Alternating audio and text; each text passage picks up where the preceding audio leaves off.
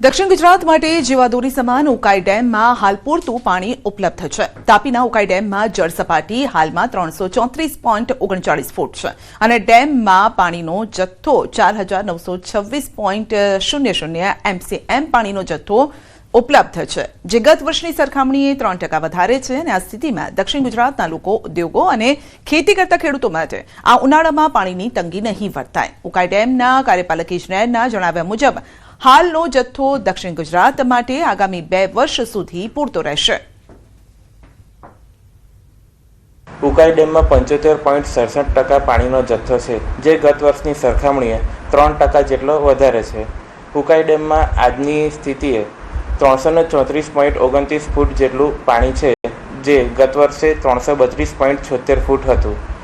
ડેમમાં 4926 જેટલો MCM જેટલો પાણીનો જથ્થો છે, જે પર્યાપ્ત માત્રામાં છે। આગામી 2 વર્ષ સુધી આપણે દક્ષિણ ગુજરાતમાં પાણીની સમસ્યાનો કોઈ પ્રશ્ન નહીં રહે। બટાકાના ગઢ ગણાતા ડીસામાં બટાકાનું બમ્પર ઉત્પાદન અને છતાં જગતનો તાત પાયમાલ। આ વર્ષે ડીસામાં કુદરતે બટાટા મન મૂકીને આપ્યા છે। એક બાજુ ખેતરોમાં બટાટાના ઢગલા પડ્યા છે, પરંતુ સામે ખરીદનાર કોઈ નથી। આ વર્ષે ખેડૂતોએ રાત દિવસ એક કરી પરસેવો પાડી સોના જેવો પાક ઉતાર્યો છે અને છતાં પણ ભાવ તળિયે બેસી ગયા છે। બનાસકાંઠા જિલ્લામાં ગત વર્ષની સરખામણીએ ચાલુ વર્ષે બમણું ઉત્પાદન અને છતાં પણ ખેડૂતોનો માલ કોઈ ખરીદવા તૈયાર નથી। વર્તમાન બજારની સ્થિતિ જોઈએ તો પ્રતિ મણ માત્ર 80 થી 120 રૂપિયાના નજીવા ભાવે બટાટા વેચાઈ રહ્યા છે, જેની સામે ખેડૂતને 1 વીઘામાં બિયારણ, મોંઘાદાટ ખાતર, દવાનો છંટકાવ, મજૂરી પાછળ અંદાજે 40-50 હજાર રૂપિયાનો જંગી ખર્ચ થાય છે અને એટલે કે ખેડૂતોને પોતાની મહેનત તો દૂર રહી, પરંતુ ઘરના પૈસા ખર્ચે બટાકા પકવ્યા હોય તેવી હાલત સર્જાઈ છે। અમારે દર વખતે બટાકાની ખેતી કર્યા છે, બરાબર, અને વીઘાની અંદર અમને 40 થી 50 હજાર રૂપિયા ખર્ચો બેસે છે, પણ આ વર્ષની અંદર અમને ખેડૂતને કંઈ પોસાય એવું રહ્યું નથી, કેમ કે ભાવો મળી રહેતા નથી અને મજૂરી જોગ પણ અમને મળતું નથી। ખૂબ જ નુકસાન છે। આ ભાવે તો ખેડૂતને કોઈ ના મળે, કારણ કે જે બિયારણ છે, જે ખાતરો છે, જે મજૂરી છે, એ ખૂબ જ મોંઘું થઈ ગયું છે। આ ભાવે ખેડૂતોને કોઈ મળે જ નહીં, મજૂરી પણ ના મળે। બટાટા ખેડૂતો સ્ટોરમાં મૂક્યા છે, સ્ટોર બધે ભરાઈ ગયા છે અને સ્ટોર ભરાતા પણ 40 લાખ 20, 25, 30 લાખ કટ બારી પડ્યા રહેવાના છે, એટલે બટાટાની ખૂબ જ હાલત ખરાબ છે આ વર્ષે। ડીસાના બજારમાં અત્યારે હાલત એવી છે કે બટાકાની માંગ જાણે શૂન્ય થઈ ગઈ છે। વેપારીઓ પણ હાથ ઊંચા કરી રહ્યા છે। કોલ્ડ સ્ટોરેજ ફૂલ હોવાના કારણે બજારમાં લેવાલી ન હોવાના લીધે હજુ પણ 20 લાખથી વધુ કટ્ટા ખેતરમાં રઝળી રહ્યા છે। પરિણામે ખેડૂત પોતાનો પાક સડી જવાની બીકે જે પણ ભાવ મળે તે ભાવે વેચવા મજબૂર છે।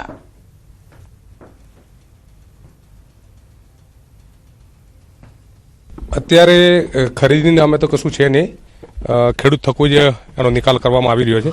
સામે માર્કેટની અંદરમાં કોઈ ડિમાન્ડ નથી, કોઈ સ્ટોરેજ પેક થવાના કારણે બહારની માર્કેટોની અંદરમાં પણ ફૂલ માર્કેટમાં ભરાવો છે, એટલે કોઈ ગ્રાહકી નથી, પણ જનરલ નીચામાં 4 રૂપિયાથી માંડી અને 6 રૂપિયા કિલોના બટાકાના ખેડૂતના પૈસા હાથમાં આવે છે। જો સમયસર કોઈ નક્કર પગલાં લેવામાં નહીં આવે તો આગામી વર્ષે ખેતી માટે બિયારણ લાવવાના પૈસા પણ ખેડૂત પાસે નહીં બચે તેવું કડવું સત્ય છે।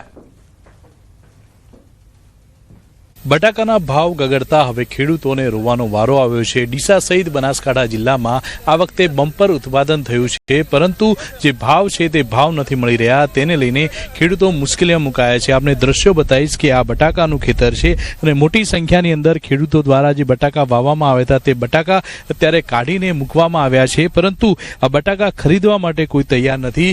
બજારમાં 80 થી 150 રૂપિયાનો ભાવ ચાલે છે, એટલે કે સરેરાશ 100 થી 120 રૂપિયાનો ભાવ અત્યારે ચાલી રહ્યો છે અને ગત વર્ષે 250 થી 280 રૂપિયા ભાવ હતો અને ખેડૂતોએ આ વખતે બમ્પર જે બટાકાનું વાવેતર કર્યું હતું, પરંતુ હવે અત્યારે ખેડૂતો પોતાના ખેતરમાં બટાકા કાઢીને મૂકી દીધા છે, પરંતુ આ બટાકા ખરીદવા માટે કોઈ વેપારીઓ નથી આવી રહ્યા અને જ્યાં કોલ્ડ સ્ટોરેજમાં મૂકવા જાય છે તો 90% જેટલા કોલ્ડ સ્ટોરેજ પણ અત્યારે ફૂલ જોવા મળી રહ્યા છે અને તે ઉપરાંત જે 20 લાખ જેટલા કટ્ટા પણ હજી સુધી કોલ્ડ સ્ટોરેજમાં મૂકવાના જે બાકી છે તેને લઈને હવે ખેડૂતો ચિંતિત બન્યા છે કે પોતાના ખેતરમાં કાઢેલા બટાકાનું શું કરવું.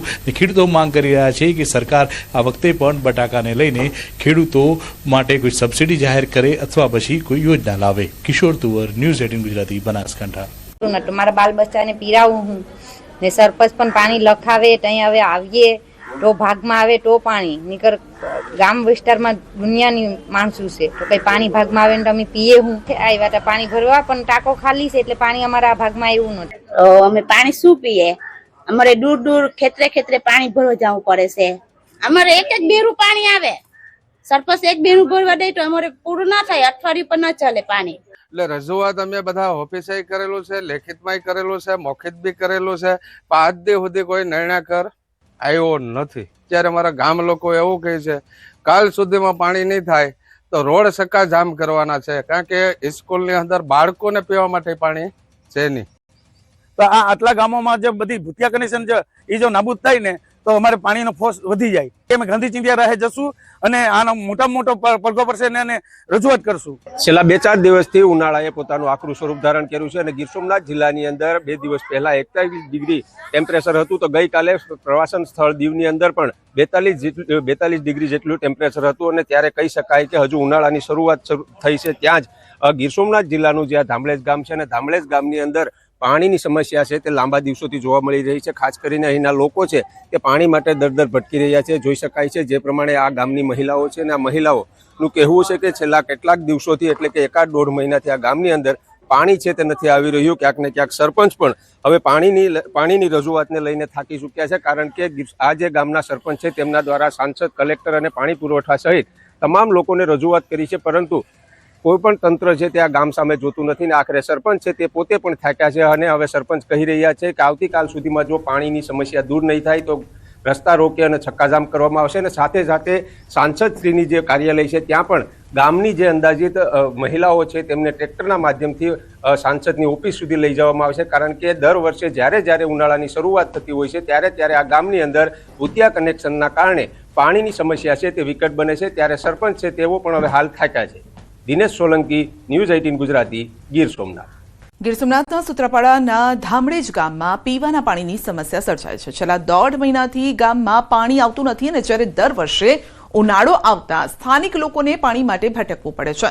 ગામમાં પીવાના પાણીના કનેક્શન હોવા છતાં પણ નળમાં પાણી નથી આવતું અને જેના કારણે ગ્રામજનો અને સરપંચ પ્રતિનિધિઓ થાકી ગયા છે. વારંવાર રજૂઆત બાદ પણ સમસ્યાનો ઉકેલ ન આવતા લોકો રસ્તા રોકી ચક્કાજામ કરવાની ચીમકી આપી છે અને સાથે જ સાંસદ કાર્યાલય અને કલેક્ટર ઓફિસના ઘેરાવની પણ સંભાવના વ્યક્ત કરી છે. ઉનાળાની શરૂઆત થતાં જ સૌરાષ્ટ્રના જળાશયો ખાલી થવા લાગ્યા છે. રાજકોટ સિંચાઈ વિભાગ અંતર્ગત આવતા સૌરાષ્ટ્રના 5 જિલ્લામાંથી માત્ર એક જ જિલ્લામાં 50%થી વધુ પાણી ભરેલું છે અને સૌથી ઓછું દ્વારકા જિલ્લાના જળાશયોમાં 21.6% પાણી છે. જામનગર અને સુરેન્દ્રનગર જિલ્લાના જળાશયોમાં 35% જેટલું પાણી છે, જ્યારે કે રાજકોટ જિલ્લાના જળાશયોમાં 50%થી વધુ પાણી છે અને નાના ડેમોમાં 20% કરતાં પણ ઓછો જળ સંગ્રહ છે. સૌથી વધુ આજી 2 ડેમમાં 91%થી પણ વધુ પાણી છે, જ્યારે કે સૌથી ઓછું ઈશ્વરીય ડેમમાં 9.33% જથ્થો છે.